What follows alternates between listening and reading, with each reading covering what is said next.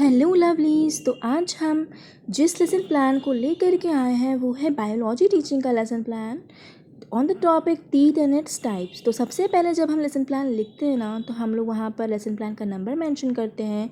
उसके बाद हम name of the school, name of people teacher, class, date, subject, period, सब सब्जेक्ट, ड्यूरेशन, ये सब कुछ मेंशन करते हैं। और उसके बाद हम टॉपिक, जिस टॉपिक पे हमें लेसन प्लान बनाना है उस टॉपिक को मेंशन करते हैं। साथ ही साथ हम जनरल ऑब्जेक्टिव्स लिखते हैं और जनरल ऑब्जेक्टिव जो होता है वो सारे ही लेसन प्लान के लिए सेम होता है। उसके बाद हम लिखते हैं स्पेसिफिक ऑब्जेक्टिव्स। तो यहाँ पर हमने स्पेसिफिक ऑब्जेक्टिव में 3 कैटेगरी रखी है, कॉग्निटिव डोमेन, अफेक्टिव डोमेन और साइकोमोटर डोमेन। उसके बाद हम टीचिंग एड्स लिखते हैं। यहाँ पर हमने 2 तरह के टीचिंग एड्स लिए हैं, एक था जनरल टीचिंग एड और एक स्पेसिफिक टीचिंग एड। उसके बाद हम यहाँ पर मेंशन करते हैं प्रीवियस नॉलेज कि बच्चों ने कितना कनेक्ट किया है पिछले जो भी उन्होंने पढ़ा है उससे। उसके बाद हमारा होता है इंट्रोडक्शन, यानी कि वहाँ पर हम कुछ क्वेश्चंस पूछते हैं और बच्चों का जो प्रीवियस नॉलेज है वो जानने की कोशिश करते हैं कि उन्हें कितना कुछ पता है इस टॉपिक से रिलेटेड या इस टॉपिक के बारे में उन्होंने पहले कभी कितना पढ़ चुका है, ये सब कुछ हमें पता लग जाता है। तो यहाँ पे इंट्रोडक्शन क्वेश्चन में हम लोग 5 to 4 क्वेश्चंस रखते हैं या मोस्टली 3 to 5 क्वेश्चन आप कह सकते हैं कि इसमें होते हैं। और हमेशा जो क्वेश्चंस होना चाहिए वो ना बहुत इजी होने चाहिए, ऐसा नहीं होना चाहिए कुछ हाई लेवल का क्वेश्चन हो जाए। उसके बाद इंट्रोडक्शन के बाद हम लोग अनाउंसमेंट कर देते हैं कि जो भी हमारा टॉपिक है वो हम लोग पढ़ाने के लिए कौन सा टॉपिक पढ़ाएंगे वो सब कुछ अनाउंस किया जाता है। उसके बाद हमारी प्रेजेंटेशन होती है। प्रेजेंटेशन में हमारा 3 प्रेजेंटेशन के टाइम पर हम उसे क्या करते हैं कि डिवाइड करते हैं सेक्शन में। यहाँ पर हमने 5 सेक्शंस में से डिवाइड किया है, जैसे कि serial number, teaching points, people teacher activity, student activity और टीचिंग मेथड।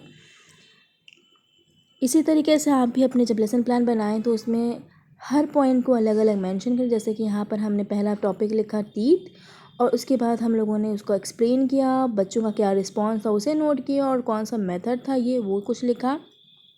उसके बाद जो हमारे एडल्ट में कितने नंबर ऑफ़ टीथ होते हैं ये सब कुछ हमने मेंशन किया, किड्स में कितने नंबर ऑफ़ टीथ होते हैं ये सब कुछ मेंशन किया और ये सब बच्चों ने अपने कॉपी में नोट किया। ये सब कुछ भी हम लोगों ने उसमें बताया। अब जब टाइप्स ऑफ टीथ के बारे में बात हुई तो हम लोगों ने वहाँ पर मेंशन किया कि 4 टाइप के टीथ होते हैं, इंसिजर, केनाइन, प्रीमोलर और मोलर।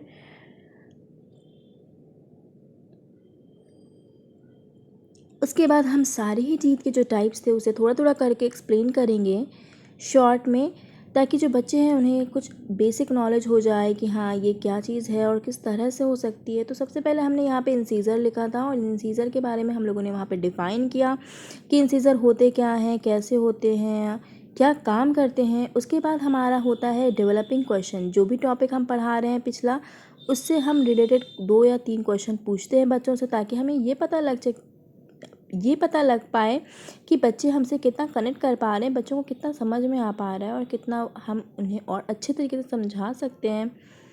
इसी तरह इंसीजर के बाद हमने यहाँ पर केनाइन को लिखा है कि और केनाइन क्या काम करता है, उसे हम लोग और किस नाम से जानते हैं, ये सब कुछ उसका फंक्शन वगैरह लिखा। फिर उसके बाद था प्रीमोलर। प्रीमोलर के भी हम लोगों ने फंक्शन लिखे हैं, उसे किस और नाम से जानते हैं वो लिखा, किस टाइप का होता है ये सब कुछ मेंशन किया। उसके बाद हमने फिर इस प्रीमोलर और केनाइन से रिलेटेड कुछ डेवलपिंग क्वेश्चंस पूछे बच्चों से, ताकि उन्हें क्या हो जाए कि बेसिक नॉलेज हो जाए और हमें ये पता लग पाए कि बच्चे कितना हमारी बात को समझ रहे हैं और कितना नहीं समझ रहे हैं। और उसके बाद जब लास्ट में हम लोगों ने डेवलपिंग क्वेश्चन पूछ लिया, उसके बाद फिर हम लोगों ने 4th टाइप अपना यानी कि मोलर्स के बारे में लिखा कि मोलर सबसे स्ट्रॉन्गेस्ट और लार्जेस्ट टीथ होते हैं और उसका काम क्या होता है ये सब कुछ मेंशन किया। उसके बाद हमारा था कि डेंटल फार्मूला, कि जो सबसे मेन होता है कि हमारा डेंटल फार्मूला, ये सीनियर क्लासेस में भी आपको देखने को मिलेगा डेंटल फार्मूला। तो डेंटल फार्मूला जो होता है वो हम लोगों ने लिखा। बच्चों के अंदर जो होते हैं वो 212/212 इंटू 2 होता है और परमानेंट टीथ में जो होते हैं वो होते हैं 2123/2123। तो इसी तरीके से हमारा जो चैप्टर था वो कंप्लीट हो जाता है, यानी कि हमारा चैप्टर नहीं टॉपिक जो था वो हमारा कंप्लीट हो जाता है। उसके बाद हम कुछ डेवलपिंग क्वेश्चंस और पूछ लेते हैं, जैसे कि डिफ़ाइन केनाइन, डिफ़ाइन मोलर्स। बस इसी तरह के कुछ क्वेश्चन छोटे छोटे पूछ करके बच्चों से, ताकि हमें यह पता लग पाए कि जो भी हम लोगों ने समझाया है इस चैप्टर में या इस टॉपिक में तो वो बच्चों को समझ में आया है या नहीं आया है। उसके बाद हम लोग क्या करते हैं कि जो हम पढ़ा चुके हैं उससे रिलेटेड हम लोग कुछ क्वेश्चंस पूछते हैं बच्चों से, जिसे हम लोग कॉम्प्रिहेंसिव क्वेश्चंस कहते हैं। तो यहाँ पे कॉम्प्रिहेंसिव क्वेश्चंस भी आप 3 या 4 रख सकते हैं। आप अपने अकॉर्डिंग जितना भी आपको सहूलियत लगे, जितना भी आपको आसान पड़े, उस हिसाब से आप कर सकते हैं। ये एक मतलब कि एक आप समझ सकते हैं फॉर्मेट भी आप कह सकते हैं कि है, या इससे आप हेल्प ले सकते हैं। आप इसको पूरी तरीके से आप कॉपी भी कर सकते हैं, क्योंकि ये बहुत सही तरीके का आपको लगेगा। जब आप देखेंगे तो ये बहुत सही लगेगा कि हाँ, ये सही तरीके का आपका एक लेसन प्लान है। कॉम्प्रिहेंसिव क्वेश्चन के बाद ब्लैक बोर्ड वर्ड है। ब्लैक बोर्ड वर्क में हमेशा कुछ इंपॉर्टेंट पॉइंट्स होते हैं, वो लिखे जाते हैं, कोई डायग्राम होता है वो। तो यहाँ पे मैंने सारे तीर के डायग्राम बना दिए थे और डेंटल फार्मूला लिख दिया था, क्योंकि ज़्यादा स्पेस नहीं होता है, तो इसलिए हम लोगों को कुछ भी करके मैनेज करना होता है, छोटा छोटा करके। ब्लैक बोर्ड वर्क के बाद हमारा था रिकैप्चुलेशंस।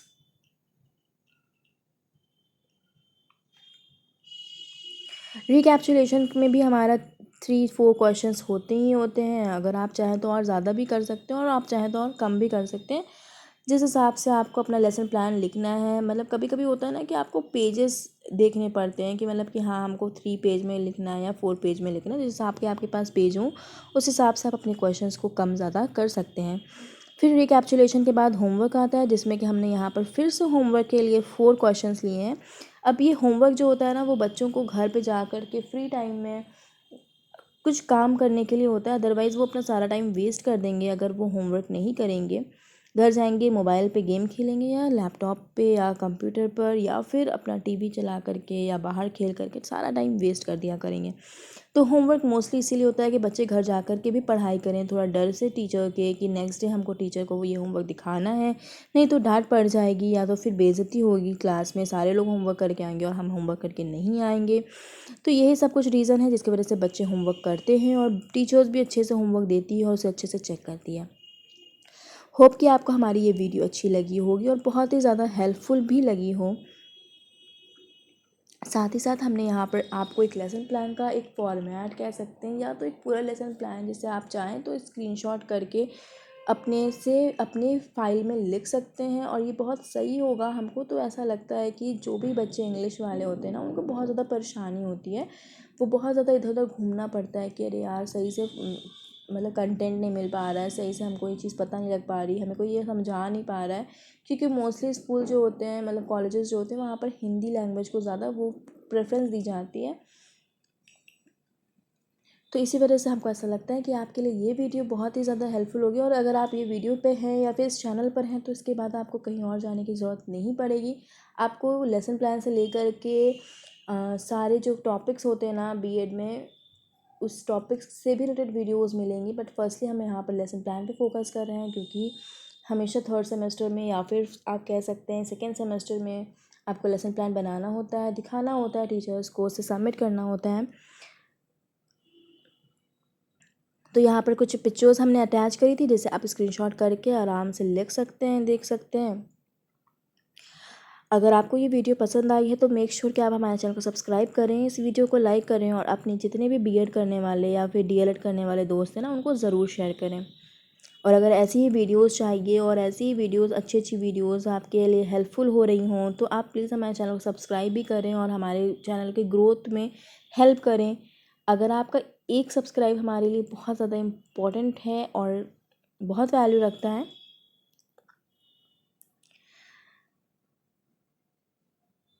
चल मिलते हैं फिर हम लोग अपनी नेक्स्ट वीडियो में। तब तक के लिए आप अपना ख्याल रखिए, देखभाल करिए, अच्छे से पढ़ाई करिए, और बिल्कुल भी इधर उधर की बातों पे ध्यान मत दीजिए। अगर आप तैयारी कर रहे हैं तो उस तैयारी पे ध्यान दीजिए, अगर आप पढ़ रहे हैं तो आप पढ़ाई पे ध्यान दीजिए। अगर आप इधर उधर की बात पे ध्यान देंगे तो फिर पढ़ाई करना बहुत ज़्यादा मुश्किल हो जाएगा। और अगर आपके एग्ज़ाम्स आने वाले हैं या होने वाले हैं या चल रहे हैं, तो आपके लिए को ऑल द बेस्ट, और आप अच्छे नंबर से पास हो जाएं, यही बहुत बड़ी बात है। और आपको अच्छे से नॉलेज भी मिले, आपके कॉलेज में प्रैक्टिकल भी अच्छे से हो, तो एक्सपीरियंस भी मिले। ये सब कुछ हम दुआ करते हैं कि आपको मिले। और हाँ, मेक श्योर कि आप हमारे चैनल को सब्सक्राइब करके ही जाएं, ताकि हमको भी एक सपोर्ट मिले आपसे और हमें भी वीडियो बनाने में अच्छा लगे। तो मिलते हैं अगली वीडियो के साथ, नई वीडियो, नया कंटेंट और नई तरीके की गपशप के साथ। तो चलिए चलते हैं, टेक केयर, बाय बाय। और हाँ, सब्सक्राइब करना मत भूलना।